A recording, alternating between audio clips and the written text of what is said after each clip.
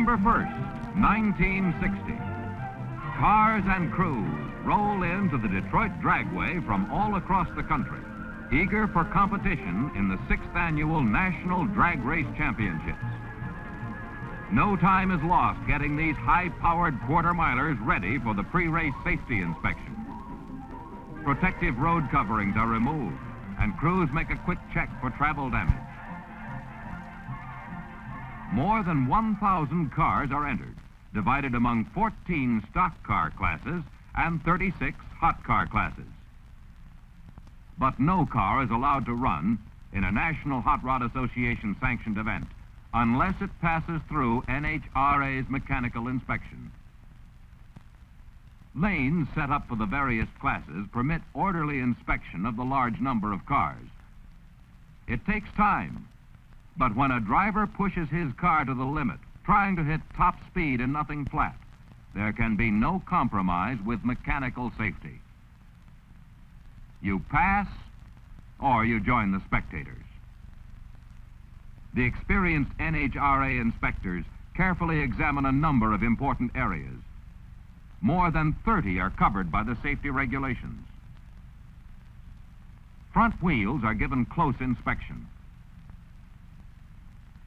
At 150 miles per hour, failure in the front wheel assembly would create somewhat of a steering problem. One of the required accessories is a heavy gauge metal shield to cover flywheel and clutch. Should these parts break or come loose at high RPMs, driver and spectators are protected. Additional safety for the driver is provided by the metal roll bar that must extend at least 3.5 inches above the driver's helmet. A safety harness fastened to the frame of the car holds the driver securely in place. Each of the requirements on the list is checked off. Cars that fail to qualify may be re-inspected after the faults have been corrected. A well-equipped metal shop is on hand to help make required changes or repairs. Roll bars are altered. Flywheel shields are fabricated and installed on the spot. A special lane is provided to speed up examination of previously rejected cars. With the first inspection record in hand, the inspector need only examine the corrected items. After a car has been given the mechanical okay, it is pushed to the weigh-in area. Cars are pushed because many are not equipped with starters or cooling systems. And then, why wear out the engine when you have a strong crew? First, the empty weight of the car is recorded. Assault 1 weighs in at 1,498 pounds. Next, the car and driver are weighed together. Finally, the weight ratio between front and rear wheels is determined. Safe handling of the car requires correct weight distribution. While early inspection, weigh-ins, and classification were taking place, the electronic timing devices were being readied to clock the elapsed times as well as the speed at the end of the quarter-mile run. Recording instruments are housed in the timing tower. The monitor shack connects all areas of the dragway by phone. Successfully past inspection and weigh-in, cars are moved to the pit area to be groomed for their first runs. The first 3 days of the meet are devoted to time trials, and engines are tuned and retuned. Finally, the only answer is out on the strip.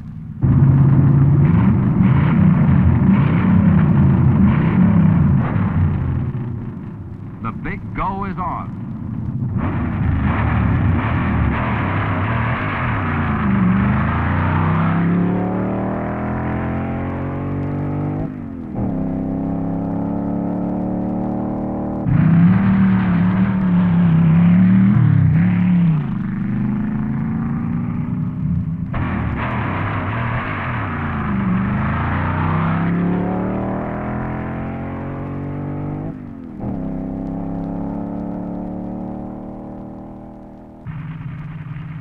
At the starting line, the Deseronto Drag Strip Indians, a car club from Ontario, Canada, direct the cars up to the mark.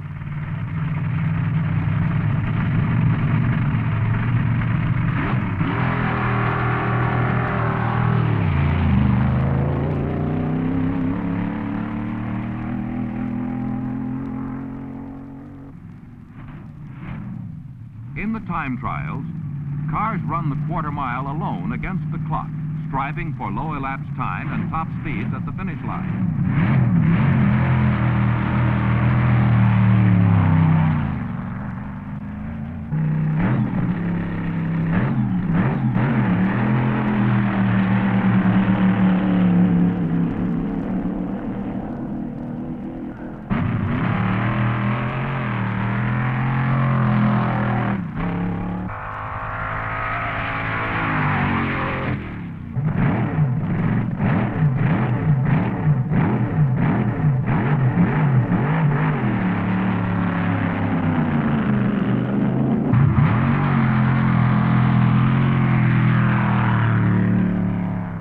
Times are measured to the hundredths of a second with the accurate Krondeck system. At the starting line, a car's front wheels are stopped just short of the electric eye. The instant the ray is broken, the timer is started. 3 beams at the finish form the traps, measuring end-of-run speed and elapsed time. Results are kept for each entry in each of the 36 classes.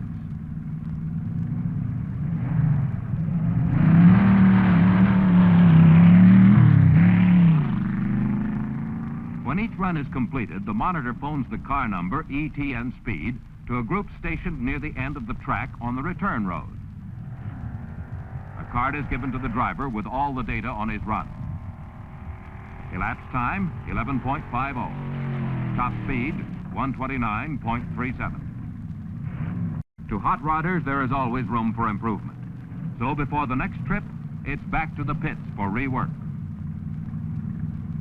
Quite often, transmissions are torn apart and gears changed, or engines are completely overhauled or even replaced.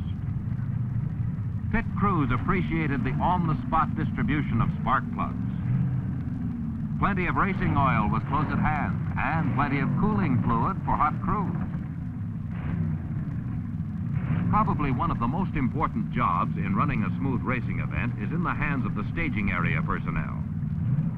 As cars move up to the track, they are first directed into one of 2 lanes. Then they are further separated according to class in 6 lanes. This allows the staging area director to keep a steady flow of the various class cars moving to the starting line. Once the driver reaches the head of his lane, he waits to be called to the starting line.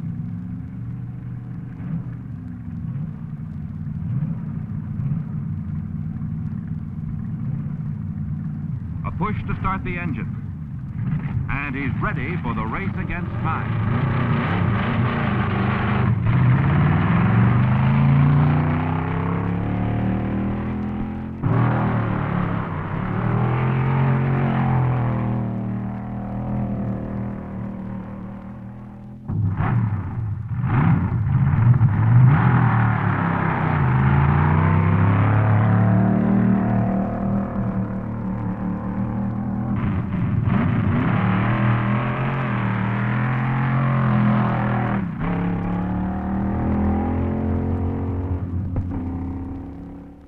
At sundown, the machines rest, while the crews go for a look at the big National Custom Car Show of 1960. Beautifully displayed dream cars at the Detroit Armory competed for honors in styling and custom craftsmanship. The X-Pac 400 Air Car experimental class winner was an exciting look into the future. The fabulous Golden Sahara 2 is an all-electronically controlled custom. The big show provided 4 days of automotive splendor for admiring crowds.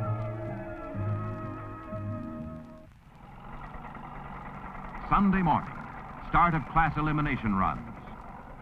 The starting area was washed and brushed clean to help the rear wheel racing slicks grab a good bite on the asphalt. Any loss of traction here can cost the driver the race. The crowds came. They packed lunches, radios, ice boxes, children, everything for an exciting day at the drag races. All the staging lanes were quickly crowded with cars and crews.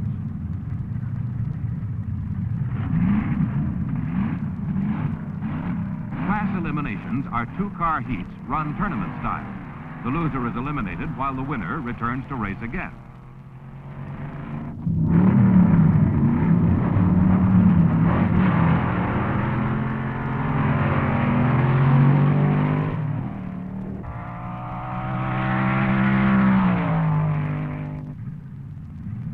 either side of the finish line, a bank of lights flashes on automatically, indicating the winning lane to the entire crowd of spectators.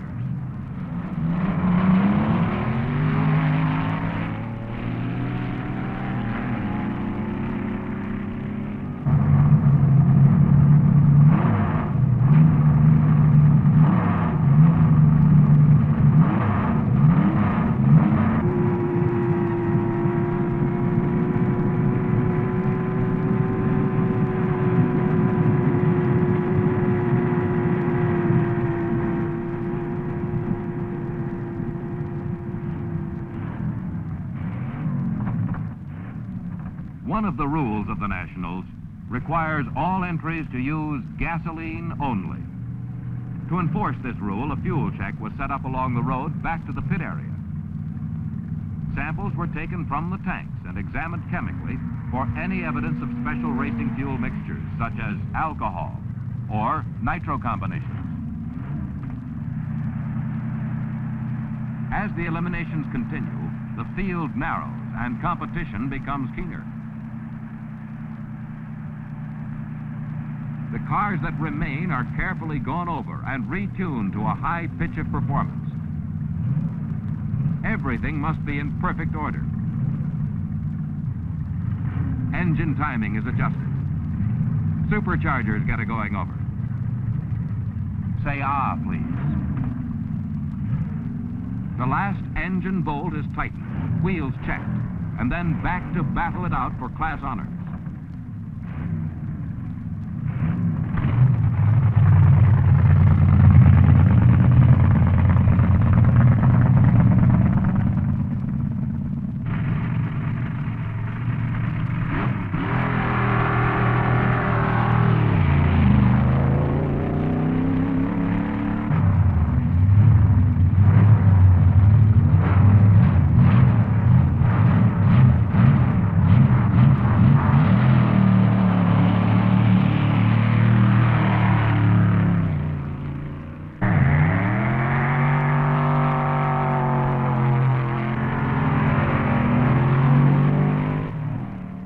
The race is fast, and the result conclusive.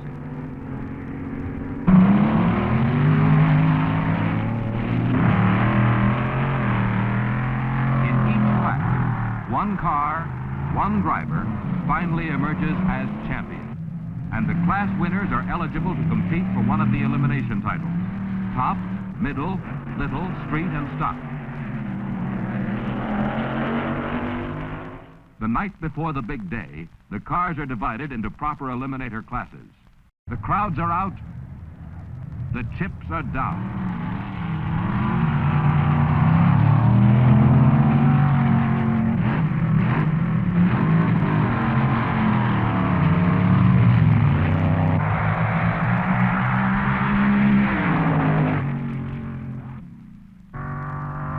Again, the elimination. 2 up, 1 down. The experts pick the winners as the field narrows to the 5 final runs of the big go. First is the stock eliminator run.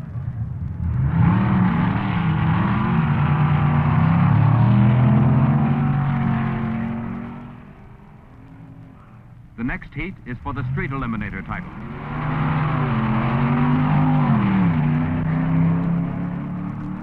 Now the run for little eliminator.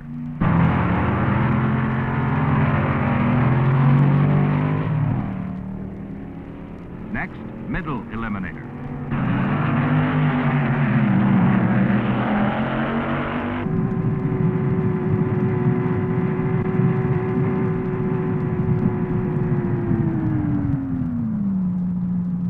Now for the big prize of the meet, top eliminator.